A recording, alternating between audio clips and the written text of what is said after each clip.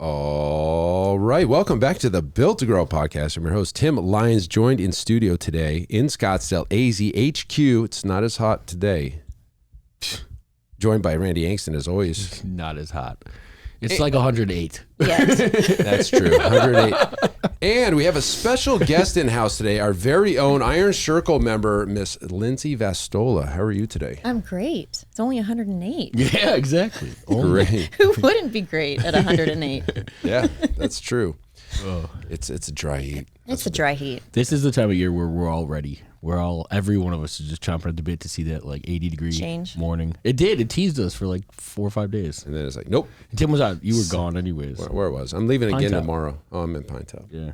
All good. All right, we got a great episode for you guys today. This is an interesting one because all things soft skills that what you might think are unteachable skills. There you go. When you're hiring your staff, your coaches, your fitness director, your front desk person, it all comes into play.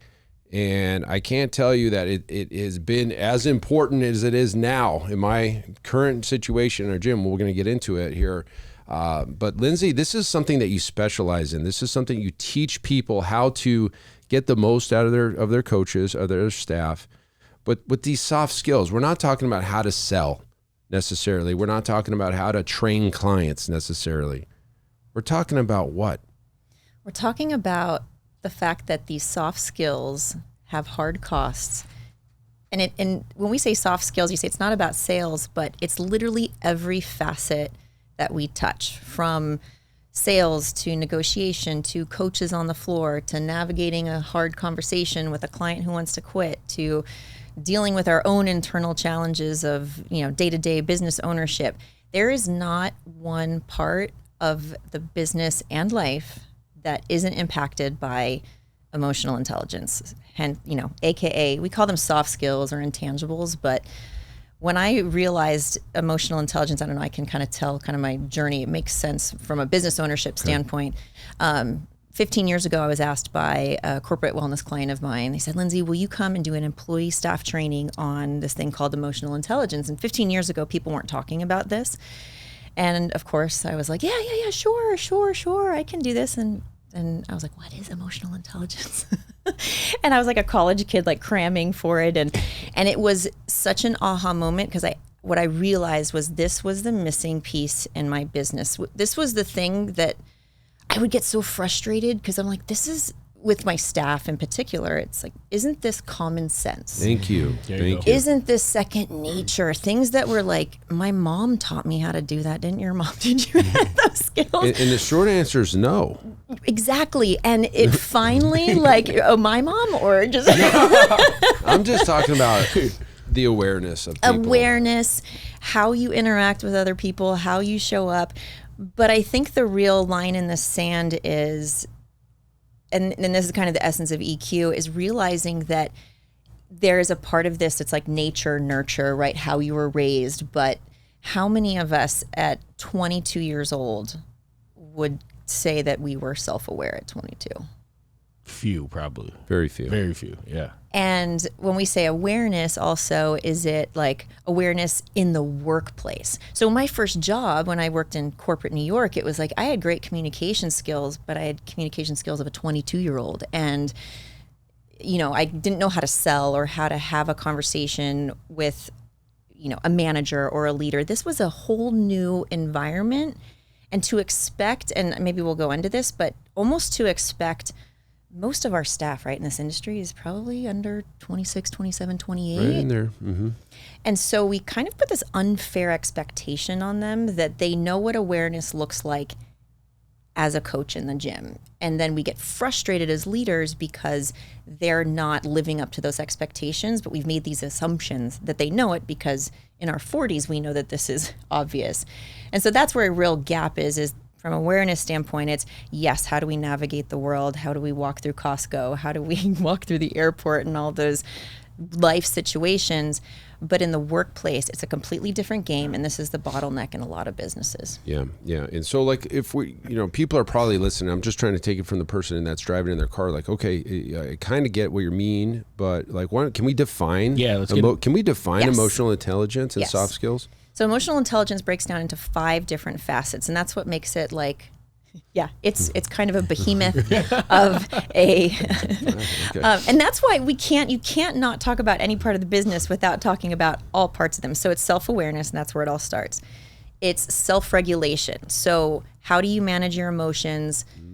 Third is empathy, not to be confused with sympathy. Empathy, I think, is actually the superpower, especially for leaders. Then we have social skills. So this is how do you navigate a room? How do you, kind of navigate relationships and interactions? And then the 5th is motivation. Motivation, not the feeling of being motivated, but this is where grit and tenacity and drive and sort of directional and like purpose comes in. Wow. Yeah. This is pretty deep topic. I mean, I know about it just through talking to you, but golly, this is like so important that we just kind of overlook this quite a bit. We don't really teach this. And the question is, can it be taught? Is it teachable? Is awareness teachable? If you're nodding your head, yes. Yes. Okay. So there's 3 facets everybody has. One is like everybody has their personality, which they're born with. Are you shy? Are you outgoing? And when we're hiring coaches, there's maybe a cultural fit. Like you don't want somebody maybe too shy or too reserved if you're in a high energy, high pace and environment. Then you have your IQ, and these are your technical skills. Then you have your EQ. IQ is your what I call the resume skills. So this is when we're looking at someone and what are their credentials, what is their experience, just their smarts, if you will. IQ, interestingly enough, like isn't actually like there's a certain threshold that people can develop. EQ is developable, but you have to develop it. So if we're sitting in the shoe of the person who is listening to this, as a leader who want your coaches or your staff to perform a certain way, you have to teach what those soft skills look like in your business and not make the assumptions that they're going to walk in and know how to navigate a conversation with a client who wants to quit. You have to teach those. And that's a skill set in its own, is teaching those skills and hiring those skills that then are developed over time. And that's where the gap happens as we hire somebody, usually their IQ, usually their technical skills, Right. usually their resume, because Right. we need a warm body for the 9 a.m. session on Tuesdays and Thursdays. And then we're like, oh man, but they can't have a conversation with the client. And like nobody fires people because they can't teach a squat. They fire them because they're not on time. They don't know how to talk to people. They have an ego. They undermine, the systems. So you have to teach those soft skills as they look in your business. Yeah. Right. You said something there that was important. You said show them. You didn't say teach them. You said show them. What do you mean by that? So I think it's 2-part. I love we have to show them what it looks like. Here's a great example. You have leaders all the time. Like, I wish my people would just perform better. They need to step it up. They need to be better decision makers. I need them to be more decisive. Okay, that sounds great.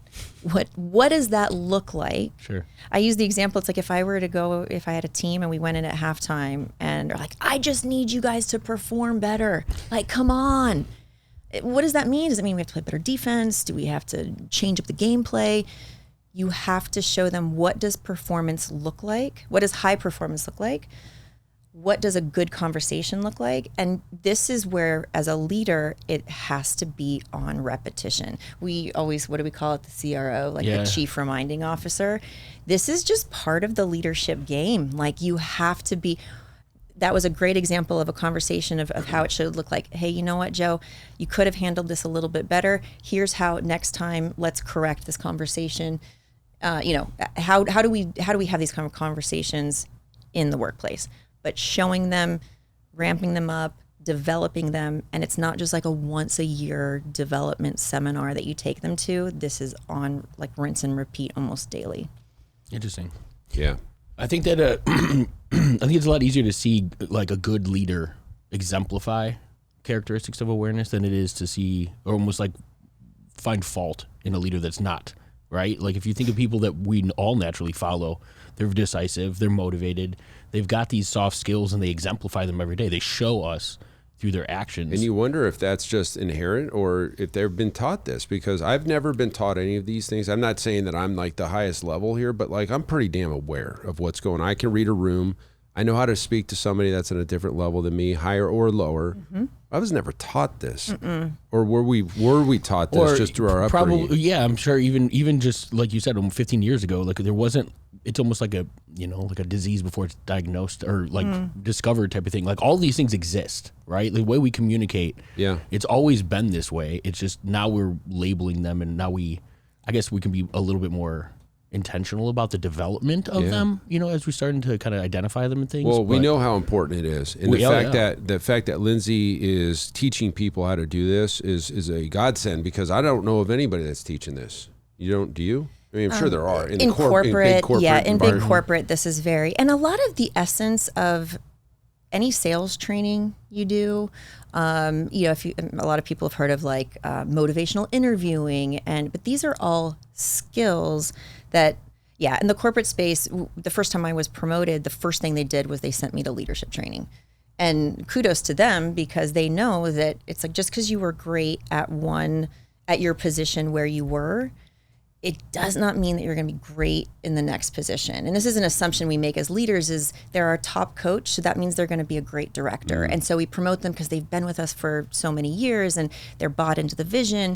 And then we promote them because we want to give them a trajectory of success, and we probably need a director. And then we just assume that they know what a directorship looks like. But this is that skill gap that I talk about it quite a bit, but the Peter principle, which basically says everybody rises to the level of their incompetence. So you were a great A+ coach, but now you have to ramp up to this new level of skills as a director, which means you've got to manage a team, you have to lead team meetings, you're responsible for different things, you have to show up differently. You're literally asking the person to change their role entirely, and then we expect that it's going to be as easy as here's the protocols and the SOPs for you to follow, automatically do it, and then the owner is frustrated because they haven't ramped up as quickly. And it can take, and that's where the leader will always, they're responsible for building, like really specifically building those skill sets. Corporate, they have the money, they have internal learning and development divisions to do this kind of stuff. But small businesses, this is really what throttles the business. Yeah. I mean, I wouldn't think that somebody would just be promoted and say, here's the SOPs, good luck. I mean, I'm assuming they're holding their hand for a long time, showing them how to make sales, how to make calls, how to use the systems, how to go through the processes. But even with all of that, you can step out of the equation and they're in a sales consultation and they can't relate to the person on the other side of them. Yep. So like all of the hard skills and then the soft skills blow it. Right? Like the soft skills end up blowing the whole sale or the whole thing. So, wow. I mean, what an eye opener for probably a lot of people listening. Like, oh my gosh, this is what's happening right now. I will give you a great example without naming names. We had a coach we fired recently, but the end of the day, we were hearing a lot of the clients not relating to this coach, a young coach, they'd been in our system a while. So it was a little bit of a surprise.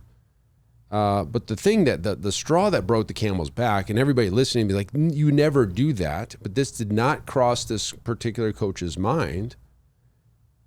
Here's what happened. And you guys are going to cringe when I tell you this, but this is EQ 101 right here. Coach A was teaching a client how to do a sumo squat, let's just say, for example. And Coach B, the one that is in question here, is watching from afar across the room. Coach A finishes up, pats the client on the back, kind of moves on to the next coach. Coach B walks up behind it, corrects Coach A behind his back, and tells the client that was all wrong. That's not how you do it. Here's how you got to place your feet, and this is the right way. Completely undermined the other coach, irrespective of if it was right or wrong. That was the final straw. You just don't do that. And everybody's like, oh my God, I'd never allow that. It puts doubt across your clients. It does a lot of things bad. It creates so many problems. Anyways, that was the final straw. So he's gone. But the point is that might be happening out there and you never hear about it. Yes. And then what happens is you have clients that are just quietly quitting and they can't even put their finger on why. because it's like they won't come to, and they're not going to tell the owner like, hey, that one coach said that one time that no. They won't tell, because they probably don't even remember. It's just these subtle things that are happening, especially in the fitness industry. I do think that we're somewhat unique where we have coaches that are in their 20s and most clients are in their 50s and 60s. What's the difference between the coaches that can relate at 25 to the 55-year-old woman and those that in that case like don't see that, like what can actually relate to them and how they're undermining? And I think that this is really important as an owner to not assume and even be really specific about the language. This is where empathy comes in. You have to teach empathy to that 26-year-old. They might be a great person. They might be caring and loving and, energetic. But little subtleties, like I had a client once who said, every time you guys say, here's a modification, it makes me feel like I don't know what the word she said, less than or inept or incapable.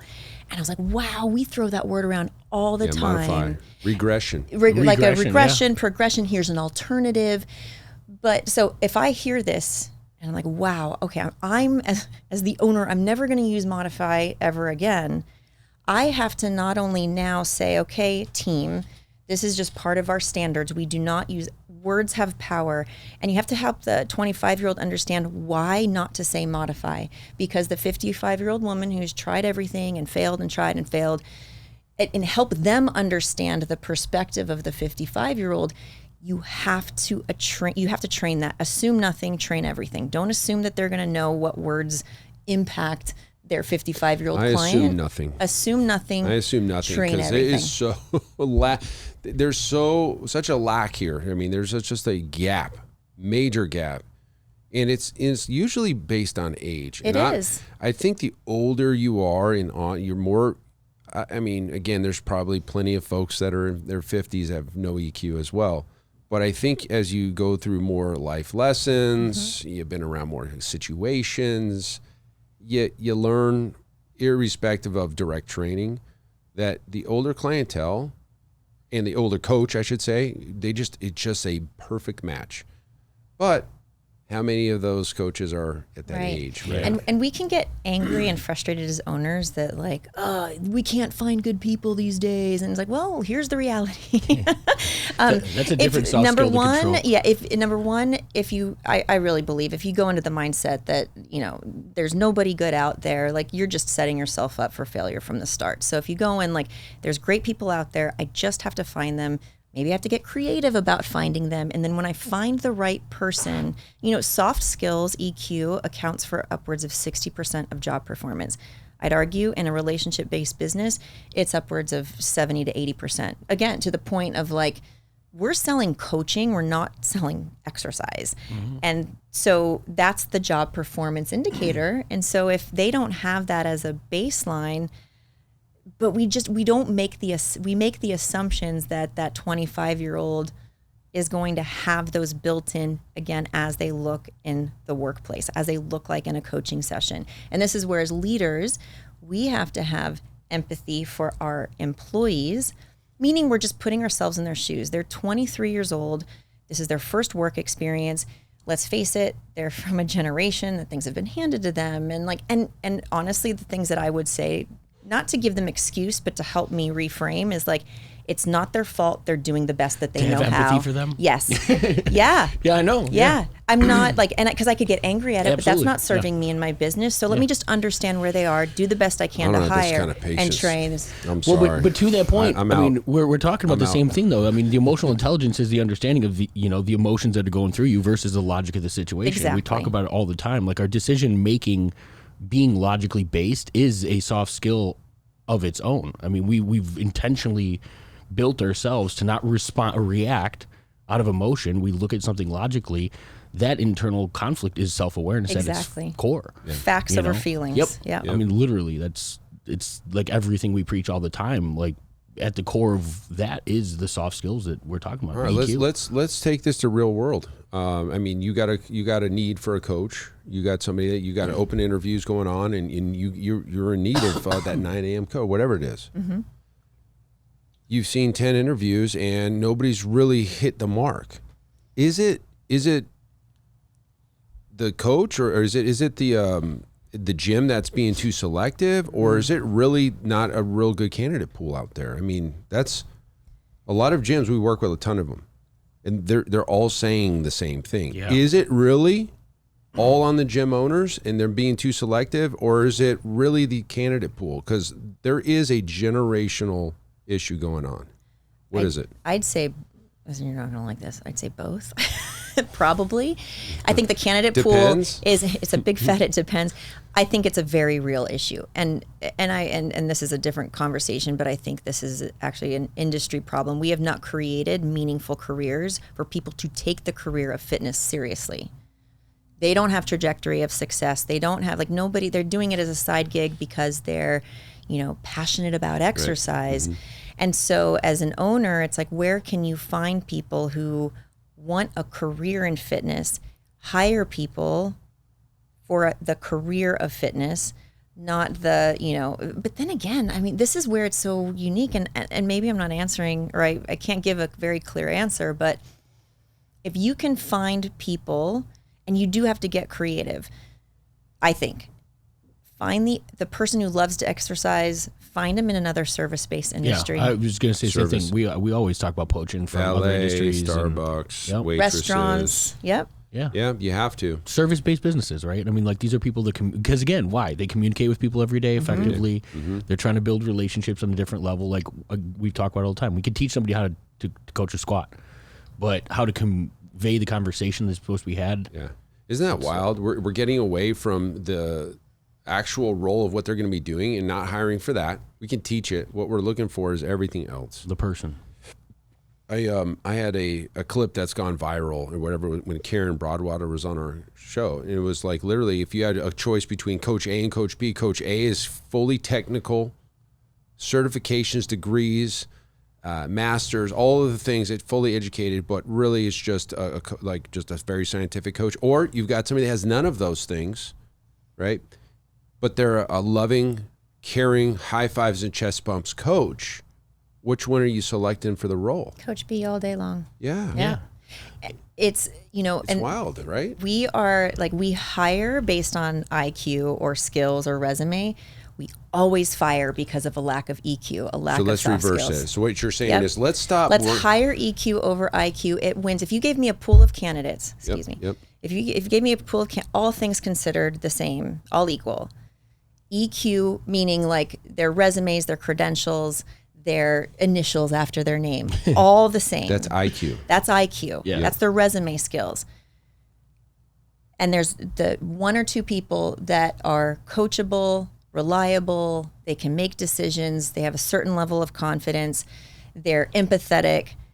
Those skills win out all day long. Yeah. And the science proves it. Like, this isn't just pie in the sky. That's why I loved emotional intelligence, because I was like, soft skills almost make them sound like they don't matter. Yeah. Intangibles. Oh, well, if I can't tangibly do it, like, what good is it, right? It's impact. I call them impact skills because these literally impact every facet of their life and their work. I wonder if it translates to, I mean, because like we can talk about real world experience versus like the resume or the degree or things like that. I wonder if EQ is a big factor in like real world, like time in the saddle experience, you know what I mean? On the job. So if you see somebody that's bouncing from job to job to job, even though they're all personal training gigs, but they're there a year or less, do you think that there's maybe an EQ issue? Possibly. I think that's where like the interview process, like the attraction of the right staff member, and then the interview process is so important. I think that's a big gap too. So let me ask you this: Do you have two questions? This is going to be probably what everybody's waiting for. Do you have things that you can put in job descriptions that will attract the right EQ style? All right. Thanks for listening to another episode of the Built to Grow podcast. If you want more help growing your business, join our free Facebook group, Profit Accelerator, helping training gyms grow to $30,000 a month and beyond. We'd love to see you there. Go check out the show notes for the link and keep building something great. And we'll see you in the next episode.